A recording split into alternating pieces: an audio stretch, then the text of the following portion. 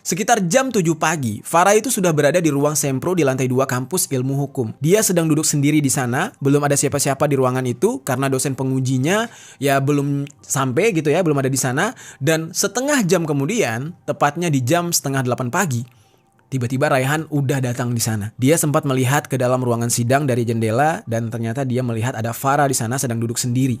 Nah, dia nggak mau menyia-nyiakan kesempatan itu. Raihan pun langsung masuk ke dalam ruangan itu menemui Farah. Dan tanpa mengeluarkan sepatah kata pun, tanpa basa-basi, ya, terjadilah kejadian yang lagi viral sekarang dan kalian udah tahu itu kejadiannya apa. Dia mengeluarkan peralatannya dari dalam tas yang dia bawa dan dia langsung melancarkan rencana mengerikannya terhadap Farah. Di saat itu, Farah nggak menyangka bahwa kedatangan Raihan itu bukan sebagai bentuk dukungan kepada dia, melainkan adalah pelampiasan Raihan agar bisa memuaskan perasaannya dia yang sakit hati kepada Farah. Dan Farah pun gak siap dengan apa yang terjadi, sehingga dia tidak sempat untuk menghindar ataupun kabur dari hal tersebut. Nah, ada beberapa titik yang diserang oleh Raihan yang menyebabkan Farah langsung tersungkur jatuh. Di saat itu, Farah sempat berusaha menyelamatkan diri, lari keluar ruangan, menjauh sebisa mungkin. Tapi Raihan gak tinggal diam. Dia mengejar Farah. Nah, karena Farah seorang perempuan yang otomatis tenaganya tidak bisa mengimbangi Raihan,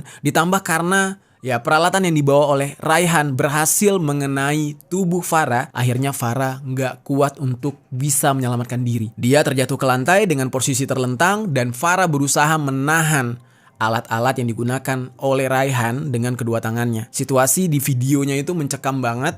Gue gak bisa tampilin ya, kalian bisa cari sendiri di media sosial tuh udah banyak sekali geng. Untungnya di saat itu mereka tidak hanya berdua, tapi ada mahasiswa lain yang ada di sana juga. Kalau dari video yang gue lihat sih ada beberapa security juga ya sempat menyaksikan itu. Ada sebuah video yang direkam oleh mahasiswa yang mungkin pada saat itu sedang ada kelas di lantai yang sama. Mereka melihat secara langsung kejadian yang begitu mencekam itu.